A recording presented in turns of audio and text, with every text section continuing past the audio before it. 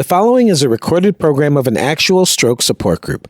The comments expressed are the personal opinions of the participants and not necessarily the opinions of the producers, sponsors, or the broadcasters of this show. This program is not to be used as a way to diagnose or treat any medical condition that you may have. Please consult your doctor or healthcare professional before making any changes to your current medical routine. Stroke. Stroke. Stroke. It comes out of the blue, sometimes without warning. But those who survive it should never lose hope. A stroke can be life-changing. But it is also A new beginning. because for all survivors, there is still a beautiful life after stroke. Hey everybody, welcome to Life After Stroke. I'm Christopher Ewing. Today we're broadcasting from home base, which is Providence St. Joseph's Medical Center in Burbank, California.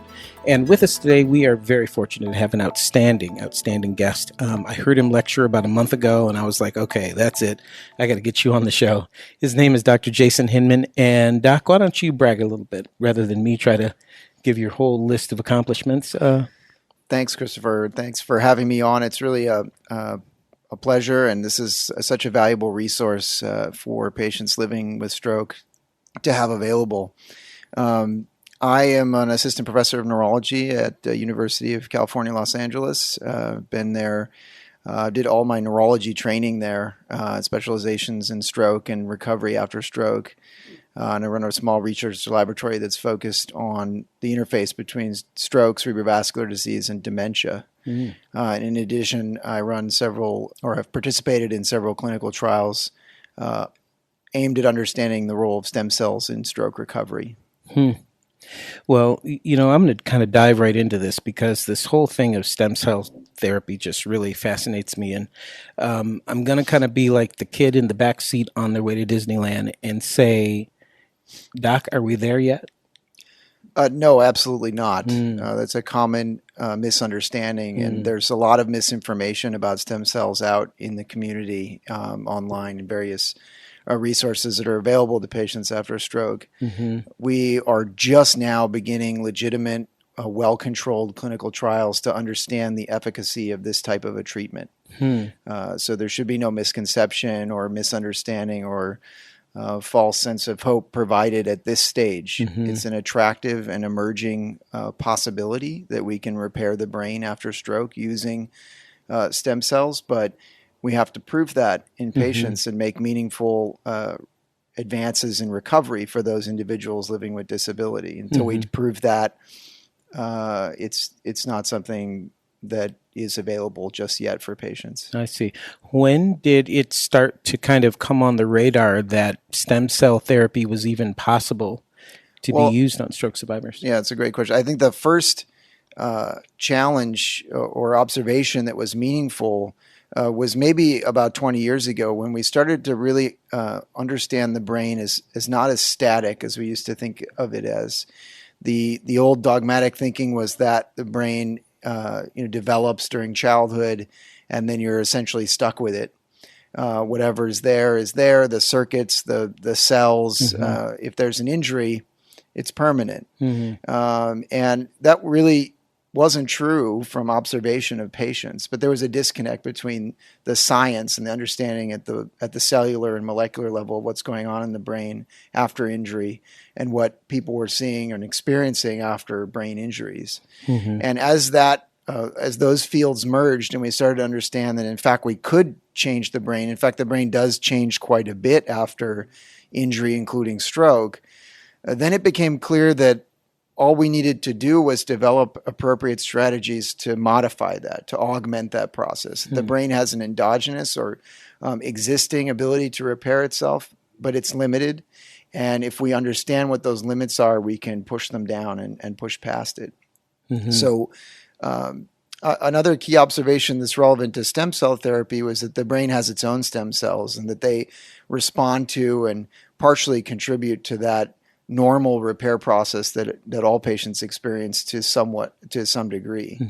And from there, it was a natural understanding that we could then try to use that therapy, modify it, twist it in ways that might be helpful.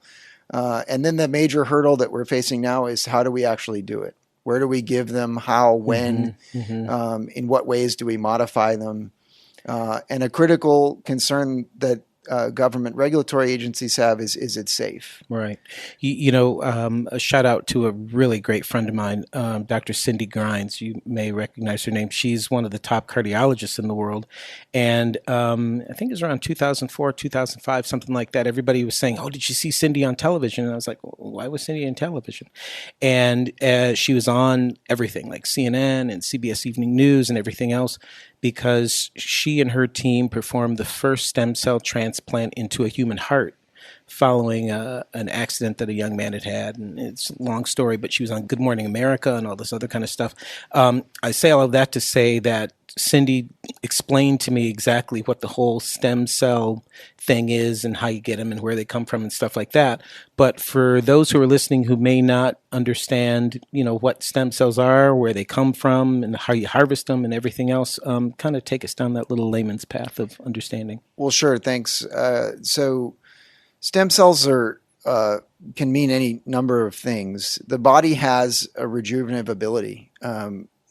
Things like skin and the inner lining of our GI tract need to regenerate constantly. So there's a population of cells that exist in the body and regenerate and repopulate those tissues. The best example of this, and where stem cell therapy has been in use for a long time, is in the bone marrow, where blood cells, red blood cells, white blood cells, are made continuously by the bone marrow as a robust source of a cell that can become any number of different types of blood cells.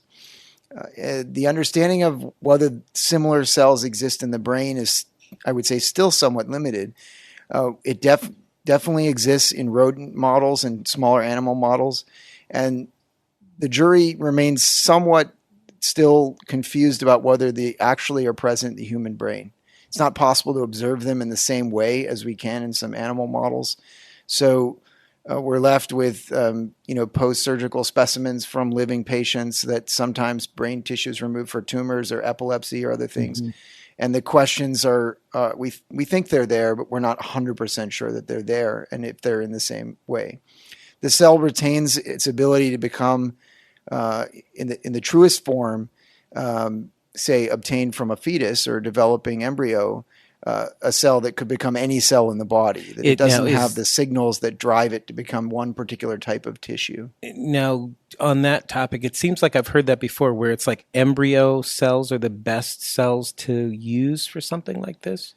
I don't know that that's true in terms of a therapeutic approach. So, for example, in blood disorders, we've used bone marrow derived stem cells for a long time, and you can kill someone's bone marrow cells with chemotherapy and replace them with someone else's. It just seems like transplant. I remember reading something about where they were taking something from umbilical cords or something like that, and that's right. I see. So umbilical cord stem cells are very similar to fetal stem cells, we think, in the way that they have the potential to develop into any different type of cell in the body. So you just kind of take it and smack it in there and fill in the hole that's left or something like that? Well, the last 10 or 15 years, we now understand the molecular signals that tell a cell how to become what. And so what we can do now is take skin cells, revert them back to a sort of embryonic stage, and then tell them what type of cell to become by providing particular molecular clues at different points of their development. And so for the brain, we think that cells that look like nerve cells or cells that look like the support cells of the brain called glia might be the best. But there's ongoing stem cell trials in stroke for stroke recovery that are using bone marrow derived stem cells. So I think the jury's out on what type of cell might be useful. Now, when you gave that excellent lecture, like I may have said when we went on the air, I certainly said it before we went on the air, I met Dr. Hinman at an outstanding lecture that he gave at California Rehab Institute, which is the rehab hospital I was sent to after I had my stroke. And you had some really interesting research data from, I guess, different groups that had done some, studies on the use of stem cells and stuff like that. And they were from like all over the world. Talk a little bit about some of that, because you had a really great presentation that talked about some of the successes, some interesting success rates, which keeps people going forward in this research. Right. So I think, again, there are several important questions that still need to be answered. So one is, what's the right time to give stem cells? If we're going to pursue that as a therapy, what's the right timing? And I think since I'm in a room full of folks who've had a stroke, I think that it's clear that the first 24 hours is probably not the right time. That's the time when you're getting acute care. You might be receiving blood thinning medicines if you're having an ischemic stroke. You might be undergoing a catheter-based thrombectomy procedure. If you've had a hemorrhagic stroke, you're under intensive blood pressure control usually with intravenous medicines. You might have to have a surgical procedure to remove the blood that's in the brain. So it's not the right time during those first probably 24 or maybe even 48 hours after a stroke to even think about recovery. At that time, what we're thinking about is, do we get blood vessels back open, stop bleeding in the brain, make sure there's no swelling? So the right time then is probably no sooner than, let's say 48 hours after stroke. There haven't been any trials that have really addressed before that. And so a group, it's a US-based company, they're focused on using a bone marrow-derived stem cell product and then administering intravenously in the first few days after a stroke. That was my other question: is do you go into the vein? Do you go directly into the head? How do you? Yeah, so several different approaches have been tried.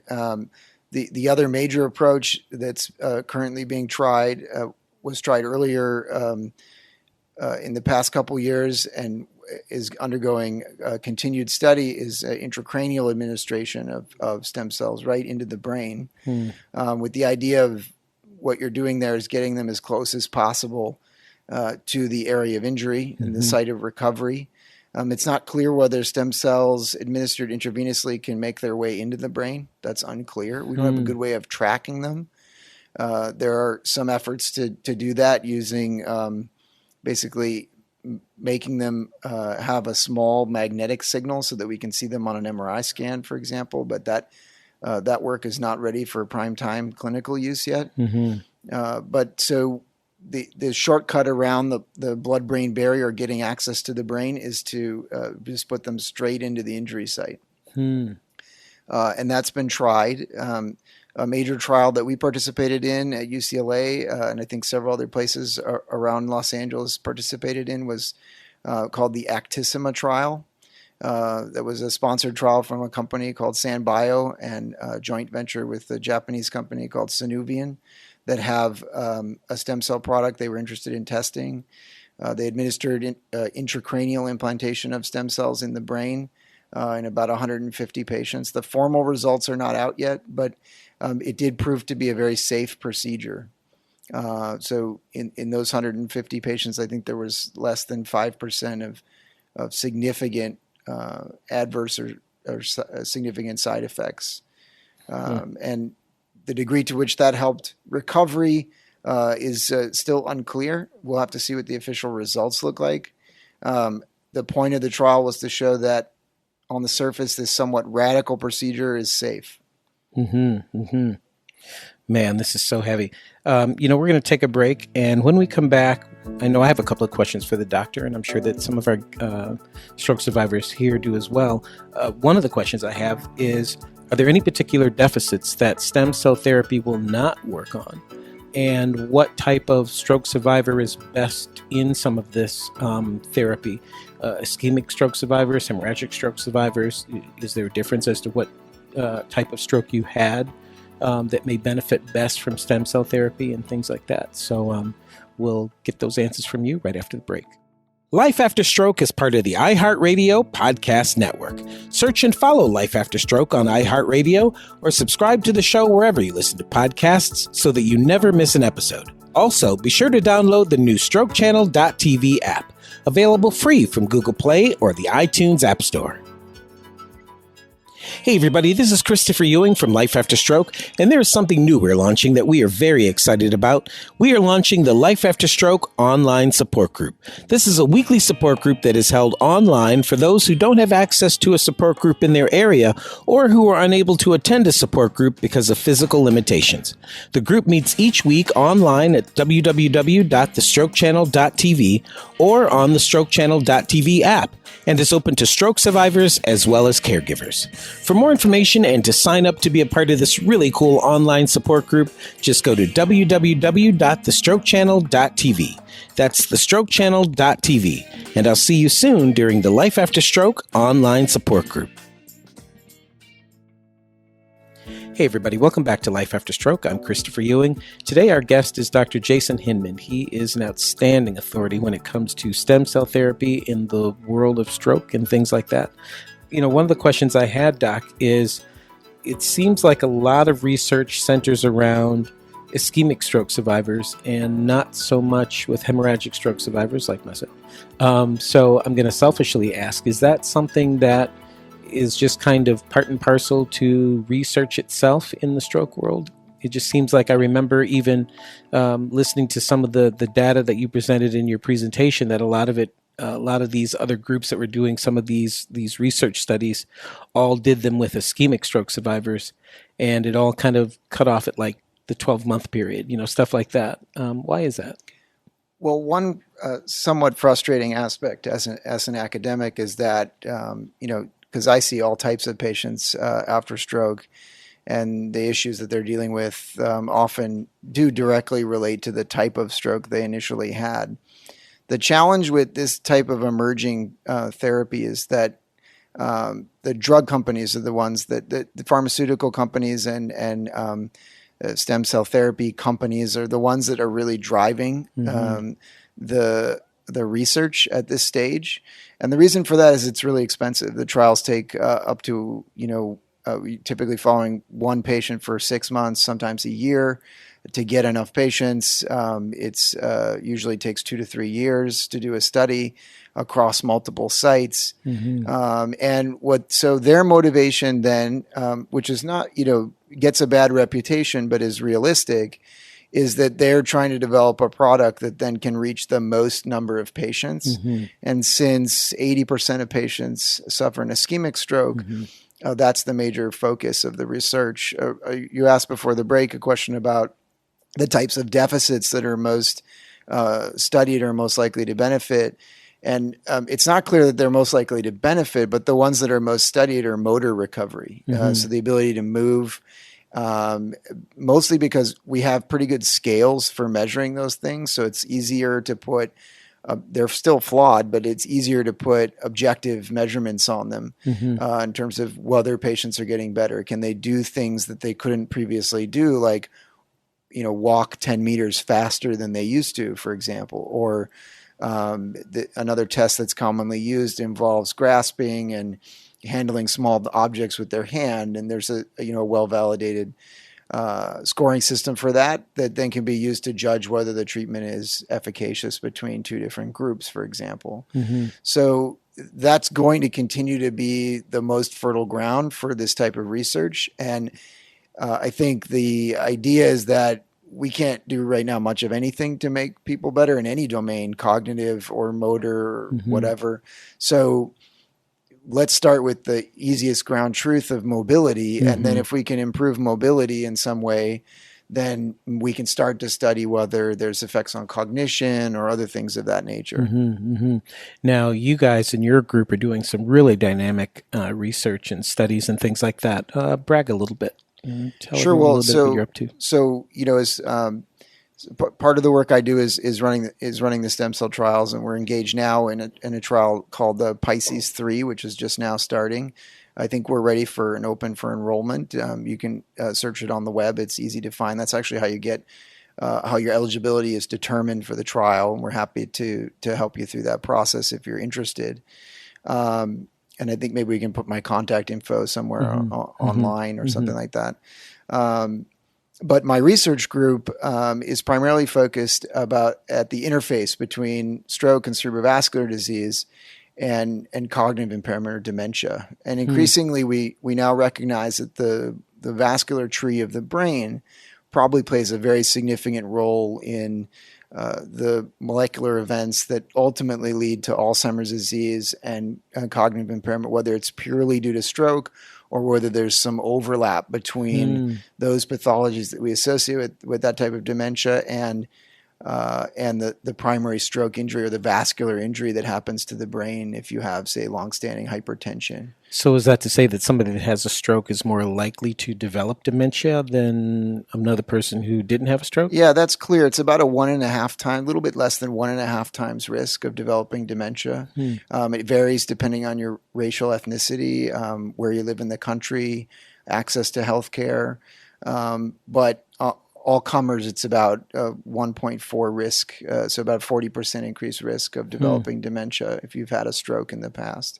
And we don't understand that process.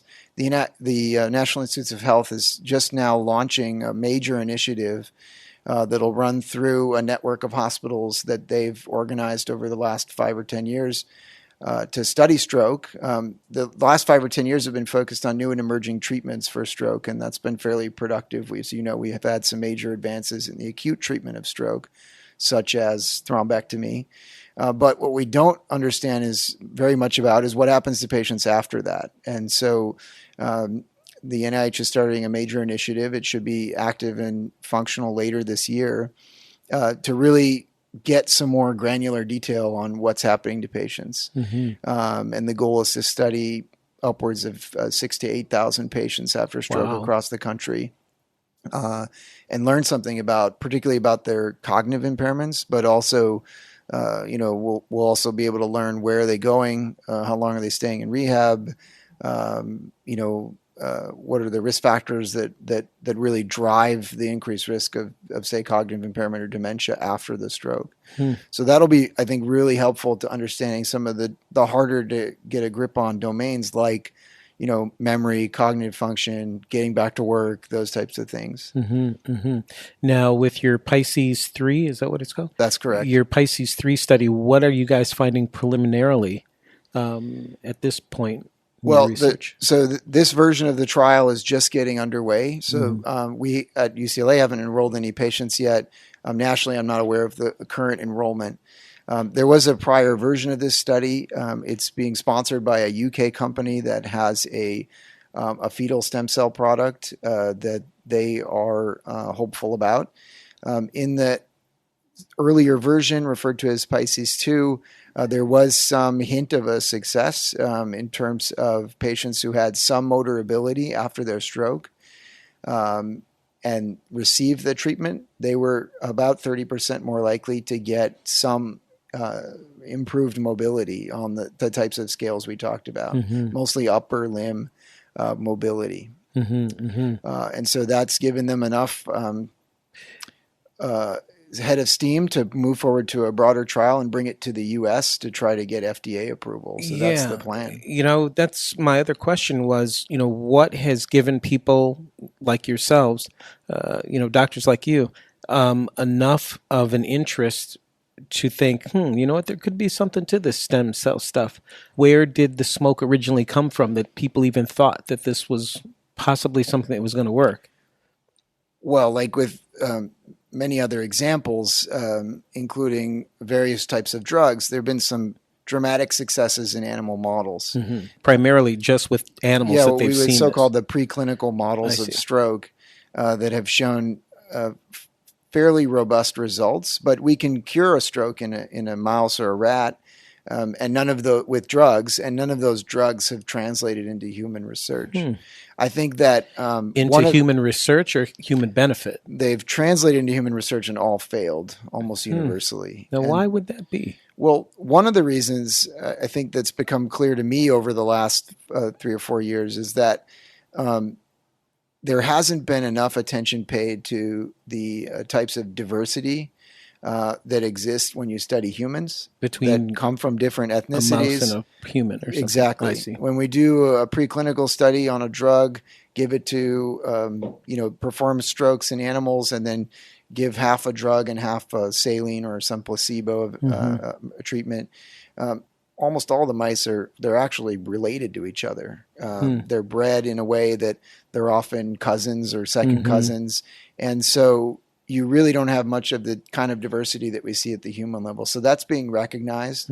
There's also an idea that, one thing we commonly do in clinical trials is often get patients from different hospitals, often in the same area, sometimes around the country, sometimes around the world. Every place has slightly different habits, and things are different in ways that are very difficult to control for. And so there's been a movement reversing that back to the preclinical studies in animals.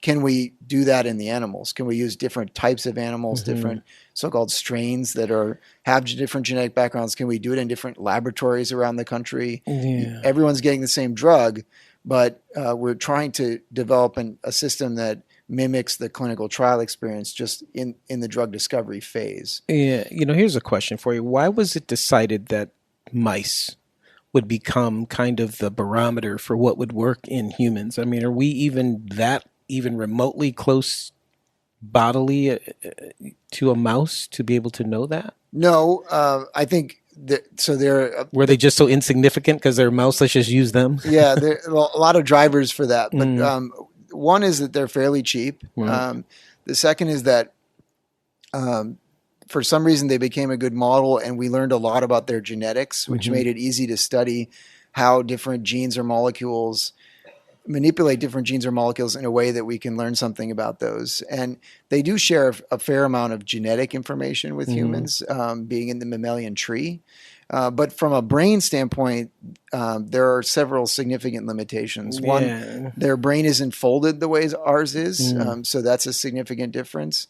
The second is that their blood flow system is actually substantially different than the human in terms of the amount of blood flow.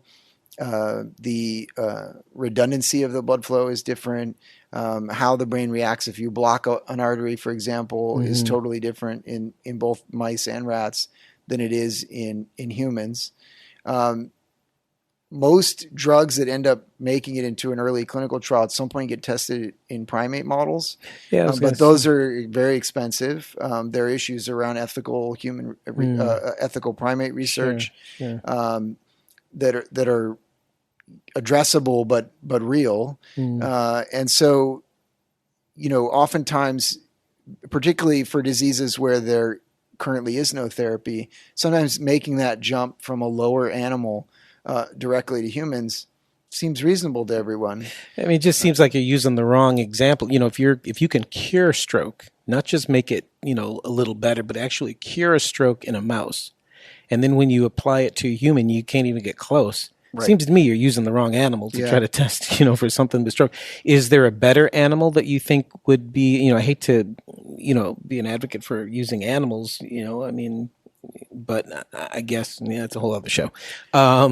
Is there a better animal to use? Well, I think one of the things my research group is focused on is whether we can try to mimic some of that diversity that we see in patients. What happens if you put a stroke in an animal that is predispositioned to get Alzheimer's disease, for example, like some of our patients are. But what if you put a stroke in an animal that is overweight, or has diabetes, or has high blood pressure, the way most of the patients that are walking in the door with stroke have had those problems, and often for a long time. So I think some clearer understanding of what we're actually seeing at the bedside, and then trying to model that in the preclinical models is probably the right approach. Wow. Well, I know that there's a number of people here that have questions, so we're going to take another quick break, and we're going to get to those questions. So everybody sit tight. We'll be right back. Hey, this is Christopher Ewing, and if you live in the Houston area, don't miss the 2019 Abilities Expo, August 2nd through the 4th in Houston, Texas. The Abilities Expo is a nationwide trade show dedicated to highlighting products geared to those who may have a physical disability or motor function impairment. Abilities Expo brings exhibitors from around the world all under one roof, allowing visitors to see up close some of the wonderful products that are out there that can help make life easier. Admission to the Abilities Expo is free, and the Life After Stroke radio show will be broadcasting throughout the entire weekend from the strokechannel.tv booth, so be sure to stop by and say hi. I'd love to meet you guys. And if you live outside of the Houston area, the Abilities Expo is held all across the country, so chances are it'll be coming to a city near you. So just go to www.abilities.com for upcoming expo dates and for more information. And I look forward to meeting you at the upcoming Abilities Expo August 2nd through the 4th in Houston, Texas. Hey everybody, welcome back to Life After Stroke. I'm Christopher Ewing, and our guest today is Dr. Jason Hinman, and we have a question. I have had 2 carotid artery strokes, one in the morning and one at night. 9 years ago, I know no stem cell research was done with me. But I've written 4 books and have 5 or 6 more to go. And I have been better cognitively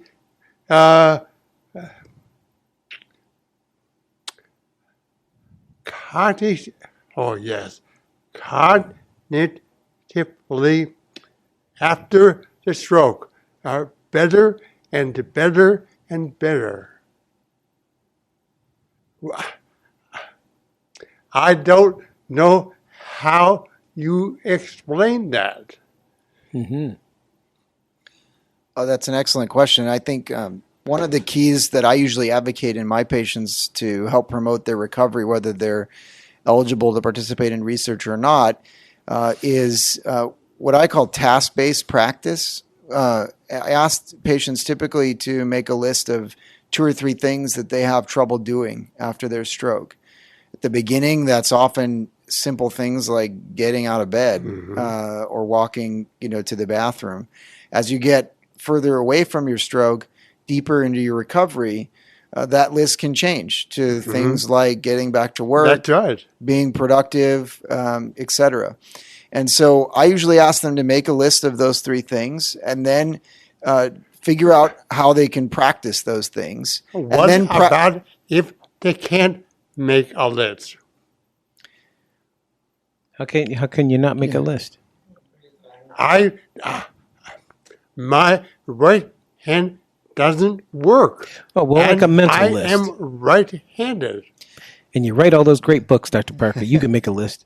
Just type it out. I can make a list on the computer, but not a list by hand. Well, I think that's what Dr. Hinman's saying, though. You just kind of make a mental list of all the things that you want to try to accomplish, and then you just kind of go at it, and start checking boxes. And what I typically advocate is then to approach those things the way you would do at the gym, for example. If you want your biceps muscle to be bigger at the gym, you have to do curls with a weight to test the muscle and make it stronger. Mm-hmm. And the way you do that is you don't go once and do 1 curl and then come back a week later. You go and you do 10 at a time, and then you take a short break and you do 10 more at a time, and then you go to the gym 3 days a week or more, and you get stronger over that period of time. So if you have a list and an approach like that, and then find something you can do to practice that repetitively, it can often be very helpful, because that's the way the brain works, just like a muscle. It has a circuit. That's right. And if you work out that circuit, make it active, then it's more likely to become a permanent and stronger circuit. Kind of like, how do you get to Carnegie Hall? Practice, practice, practice. Exactly. Right? Yeah. And so it can be overwhelming after a stroke when you have, you can't get up out of bed or go to the bathroom. But yes, I couldn't walk. I couldn't talk. I couldn't swallow. And so obviously, you oftentimes in the earliest phase, you need the help of rehabilitation specialists to help you sort of work through those things that you were taking for granted before the stroke. As you get further on or deeper into your recovery, and obviously you've made an excellent one, and as you pointed out, cognitively, you feel like you're even better than you used to be. Oh, yes. And I would argue that's because you've been able to focus on those activities, maybe more so than you were before, and because of that dedicated effort, you've seen improvement and maybe even productivity. Now, I'm going to say this, because when I first had my stroke, I heard that, there's like that 3-month window and then that 6-month window and then that 1 year new normal. That's what you get, and you don't throw a fit, and that's it. And through doing, all these shows and meeting all these stroke survivors and stuff like that, I have not met one, even to this day, I've not met one stroke survivor that has told me that, yep, at the 1 year point, that's what I had, and now I'm 3, 4, 5, 10 years in, and I ain't got one bit more than I had at 1 year. Tell me where you're at on that. Doctors notoriously are really bad at even predicting things you would think are as simple as life expectancy. Mm-hmm. We're probably way more horrible than that on things like you pointed out, recovery after stroke. The rubric that you mentioned is the one that is sort of taught and expected. It's not the one that we observe, as you pointed out. Is it because they don't research these survivors long enough? That's part of it. Yeah, that's definitely part of it. We don't know very much. It is hard to do that research because patients often dissipate across different care settings and things like that. So that's one big challenge. That's decreasing as we have increased contact through social media, email, telemedicine. We can stay in touch with people. And so I think that'll change. The other thing is that I think the reason that rubric exists is because people are generally, most doctors are thinking about the basic recovery things. And at a year, most patients have gotten back on average 60% of their function. And that's not a really domain specific estimate. So the things that people are struggling with are the ones that are much harder to measure. Back to work, cognitively intact, memory, social engagement. They're less often walking, moving. You've compensated, usually, if you have a persistent disability. But those other things are much harder to measure and even advise patients on what it is to do that's the right thing. And I think it varies very much from patient to patient. And so that's why I advocate for that sort of personalized task-based list. I don't know what you're struggling with. We can talk about it for 15 minutes in clinic, but you live with it, make a list, figure out what it is that you can do that what you're having trouble with on that list, and then come up with some task that can help you practice that. And in some cases, it can be very challenging. If it is, you want to go back and write a book, or do voiceover if your voice is affected. But there are ways to practice that, and practice will get you improvement. Absolutely. It may not be 100%, but it's the only way to repair the brain. Sure. Good point.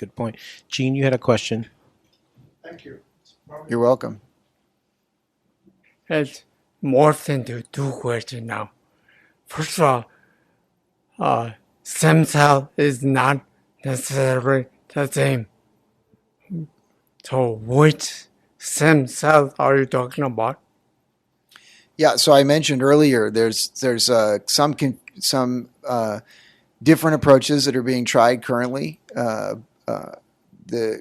Because most of the research is industry sponsored, they often will not give precise details about their product. The same way a company, developing a drug might not share the chemical structure of that drug until they get a product to market.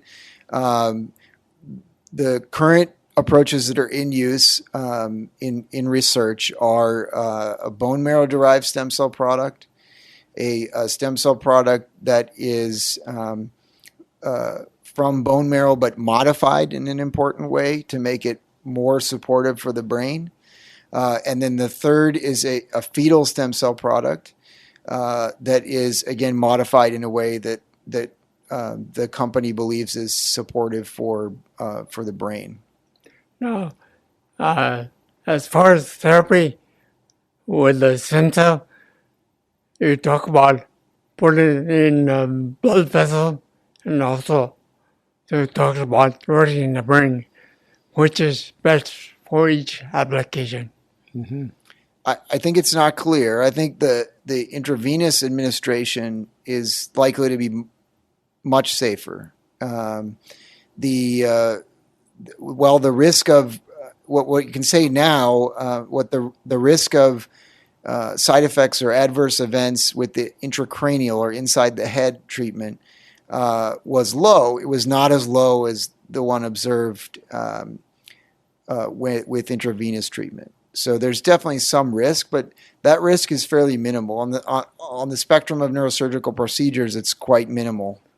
When you go vascular, you don't really know where the stem cell goes, do you? No, you don't. That's an important thing. And right now, the current approaches have been to do it intravenously through the elbow vein, the way you might get a blood draw when you go to the doctor's office. As you know, many patients for stroke are now getting intravascular procedures where a catheter is being snaked up into the brain blood vessel to remove an obstructing clot, for example. Maybe the right treatment is to give the stem cells right then and there when the catheter is right there inside the brain, where you're as close to the brain as you're going to get. While you're in there, shoot some stem cell in there. Huh? So it's unclear. That approach has been tried in some preclinical models. Hasn't made it to clinical trial research yet, but is an attractive possibility. The second question is, because of the research required, you have to avoid the double-blind study. So what do you do now? Yeah, that's been an important consideration and a limitation of the early advances in the field, which is that particularly in the procedures where stem cells are being given intracranially inside the head, that type of a procedure is very difficult to blind for. And the blinding is important because it's how we know that the treatment had the effect. Not going to the operating room, not getting the extra medical attention or the post-operative care, but just the treatment.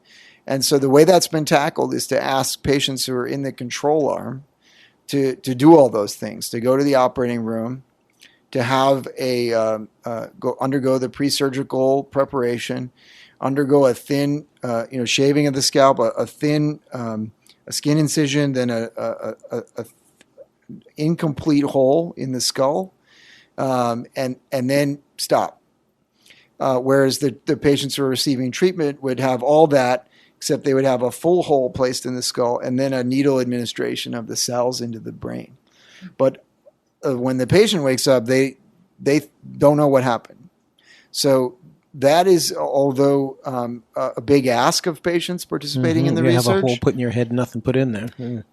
Is it really just unfortunately a very essential part of making sure that this treatment actually, has the intended effect. And so we really have to do the research in that way in order to make it fruitful. And I think that's a good transition to something, Christopher, we talked about earlier. Is that there's a lot of misinformation about stem cells. And as we said at the very beginning of the podcast that there are no approved treatments right now. It's under active research. So why do you hear that there are people who are actually getting this type of procedure done? And are they getting it like where people get Botox and crazy stuff, like some of these little boutique thing in their basement, or what? Indeed, I hope they're not getting in the basement. But there are some so-called stem cell clinics. I think they popped up mostly in the big cities. Los Angeles is one place where that type of boutique treatment is definitely available. I've heard of patients traveling to Mexico where there's less regulation about treatments. But I can tell you that internationally there isn't an approved treatment. So if you're doing that, often those places are looking for your money. Oftentimes they're advocating a procedure that is simple. So we know how to get stem cells out of the bone marrow. You do a hip bone marrow aspiration like we've been doing for cancer treatment for almost 30 years. That medical procedure is fairly easy to do, somewhat uncomfortable, but easy to do. And oftentimes what the clinics are doing are spinning those cells down and putting them back in your body.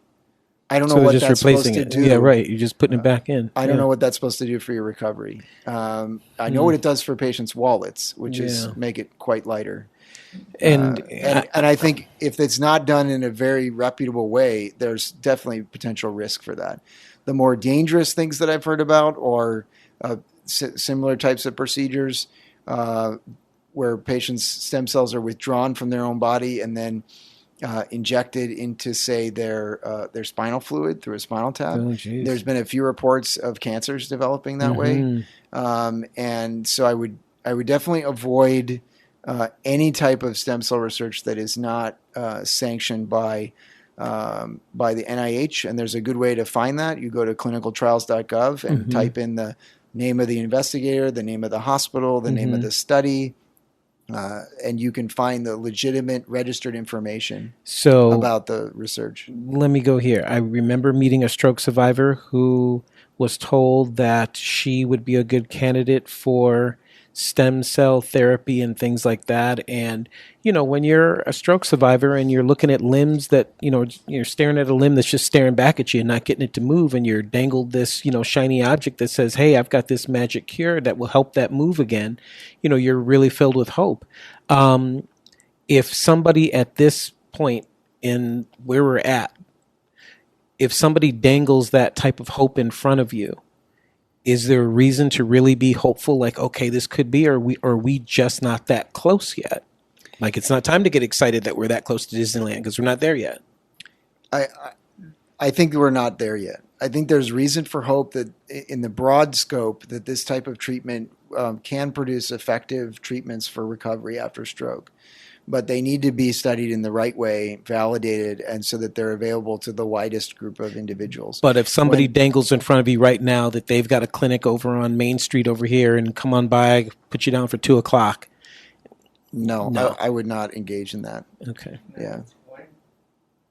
Stem cells will be available for stroke survivors. Yeah, so that's what I was saying. So now we're on the road. We're headed somewhere. How long until we're there, do you think? How much longer do you think we've got, Daddy? Yeah. The most liberal estimate I could give would be 6 years. Really? I think that would be the absolute earliest that we would see FDA-approved stem cell treatments. And so, like my friend who I met at this stroke support group who was told that there was this stem cell therapy thing that's going on and stuff like that, if someone is a stroke survivor and they're presented this opportunity, I mean, you just said, I probably would do it, but should they even look into it, entertain it, or are we just simply just not even close enough to even think that there's anybody that could really be of any benefit in that department yet? We're not there yet. Okay. Yeah, I wouldn't think that type of a treatment would be effective and potentially could be dangerous. Okay. And everybody listening, the only reason why I kind of wanted to keep going down that path a little bit is because I hear that come up often, and that's why Dr. Hinman's here today. And, a lot of you might be approached with this kind of stuff. You might get literature in your email. You might, all this stuff. And, here's a doctor that's over at UCLA, doing this stuff day in and day out.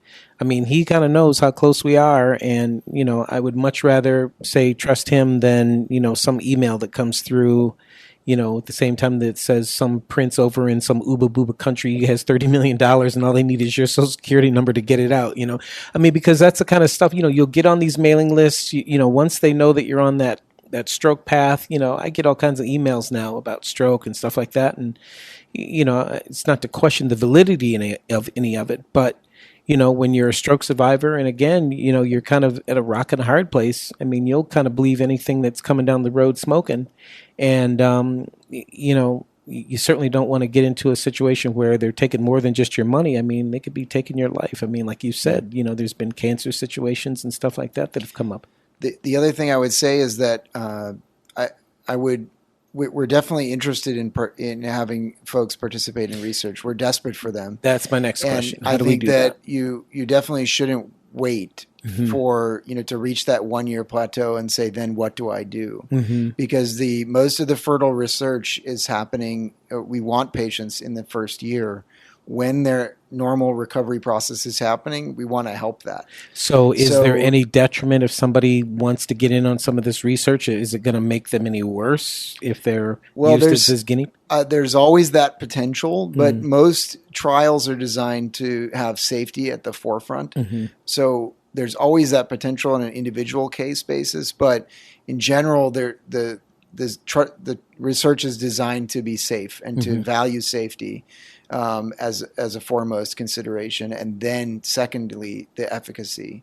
So I think that's not a major concern. Yeah, I'm a But huge advocate for getting involved in people's research studies. We want you to come and participate. So I think it's a very challenging period after your stroke. You're often seeing, you go from having one regular doctor to now seeing a bunch of doctors in the hospital, then sort of having more doctor's visits than you ever thought you needed in the first few months. You maybe had to go to rehab, and then you identify maybe oftentimes you have more problems than you knew you had. So diabetes, maybe you have to see a cardiologist for AFib.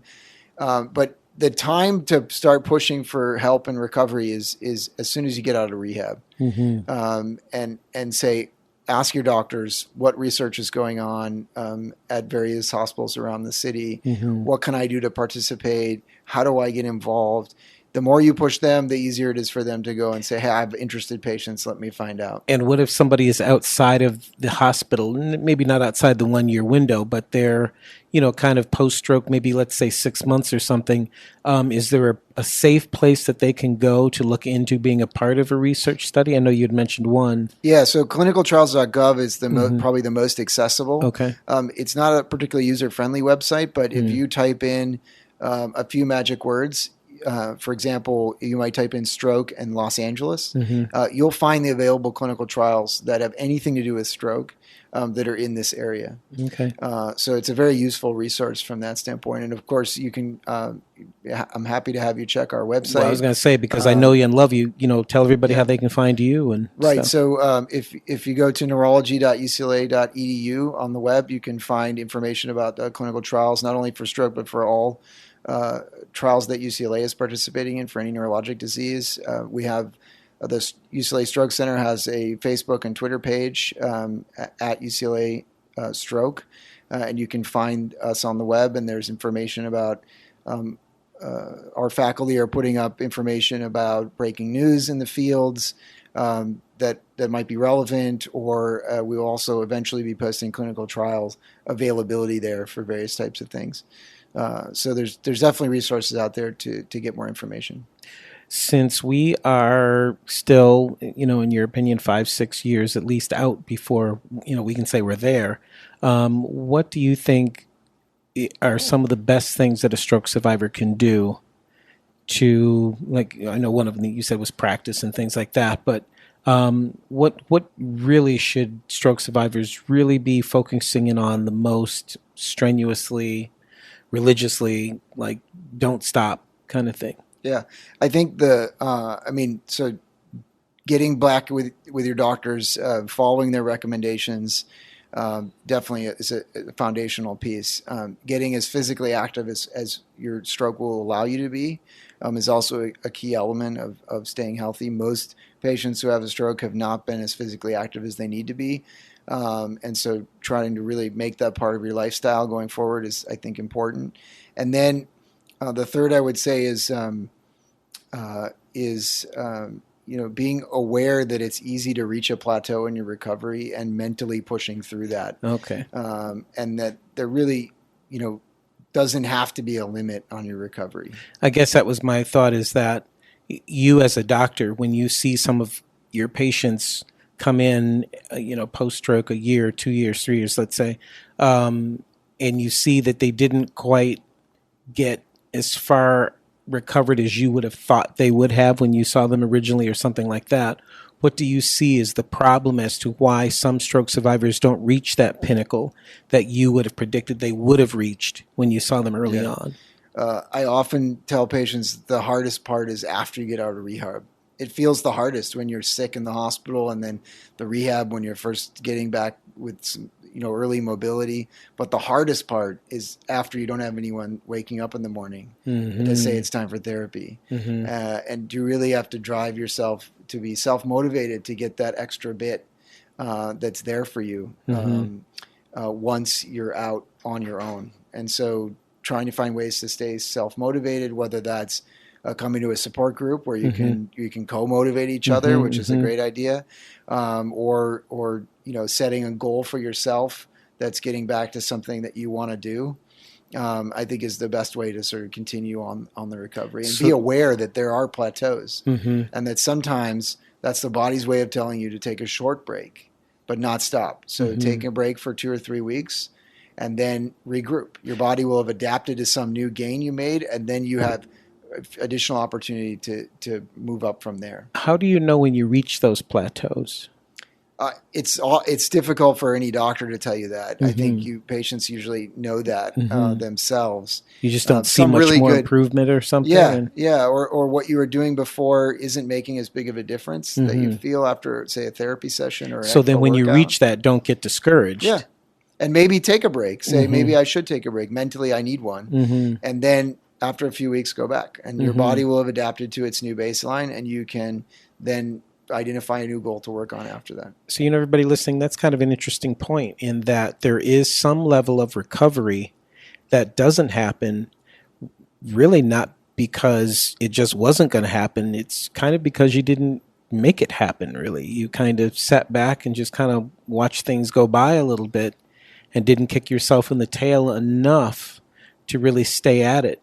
And you maybe could have squeaked out a little more recovery, and still can if you just push a little bit. And it's much easier for me to say than for all of you to do, but I think it's something that you can address, that you can work on. Well, and that takes me to my next thing, because as we go to close here, these guys have heard me say it many times to people who sit in that very chair that you're sitting in right now. Let me ask you this: what did you want to be when you grew up, when you were a kid? I actually want to be an architect. You want to be an architect? Yeah. That's very cool. Why were you like good at drawing and stuff like that? Yeah, I like drawing, and I like sort of feeling like I could do a roadmap of something I knew and then I like to build it. So a lot of Legos and things like that. And so when did that change? When did it go down this path? Actually, the year between my junior and my freshman and sophomore years of college, I needed extra money to pay tuition. I painted houses. I spent a summer in the hot Ohio sun, and I figured out that I better put my head down and study. Doctors make a lot of money, so I'm forget this architect stuff and become me a doctor. And I just figured out I needed to do what I really liked, and it was around that time I knew the brain was the thing that I wanted to study. Well, I'm going to say this, and everybody knows I'm a crier, and I might very well cry when I say this, because one thing that's really blown me away in the midst of this little 1 year and 2 month journey that I've been on is that there are people like you who wanted to be firemen, they wanted to be an architect, they wanted to be an actor, they wanted to fly to the moon, they wanted to do anything other than be a doctor. And for whatever reason, lightning in a bottle struck, and you said, you know what? I'm going to become a doctor, and I'm going to become a doctor that's going to help people in the midst of a stroke and help them get their life back and everything else. And I say this to you, as I've said to several other doctors that we've had on here, therapists and everything else. You did not have to choose this job. You could have chosen to be that architect and be out here designing buildings. But instead, you're sitting here in this room. You're talking to stroke survivors. You're talking to many through the phone, to the microphone, hundreds of people listening, thousands listening to you right now. Talk about a level of knowledge that you chose to learn, that you didn't have to learn, and you did it unselfishly because you wanted to help other people and help their lives. And I got to tell you, Doc, I appreciate you so much, man. I mean, I was blown away when you gave that lecture, a month or so ago. And I knew then that I had to have you on the show because I've got listeners that needed you. They needed you and what you've learned. And I just thank you so much for the time that you've spent to become the doctor that you are. Because again, you didn't have to. But it's because of, we're thrust into this. We have to be stroke survivors because we are. But you did not have to be a doctor that helps us, but you did. And so I just really thank you on behalf of other people that you're going to help, all the patients that you've helped already and everything else. I thank you for taking the time to be so selfless in the midst of helping us when we are most helpless. So thank you so much, Doc. Really, thank you. Thank you, Christopher. I'd do it 100 times over. So very happy to do it. That's because you're a rock star, man. I appreciate you so much. Thanks for coming on the show. And everybody, we're going to have some information on the strokechannel.tv website where you can get in touch with Dr. Hinman and find out more about his Pisces 3 study and all the other stuff that's going on with him. And in the midst of that, you guys, just know that, as usual, we love you guys. We're here for you guys. And as I always say, there is still a beautiful life after stroke. This has been a recorded program of an actual stroke support group. The comments expressed are the opinions of the participants and not necessarily the opinions of the producers, sponsors, or the broadcasters of this show. This program is not to be used as a way to diagnose or treat any medical condition that you may have. Please consult your doctor or healthcare professional before making any changes to your current medical routine.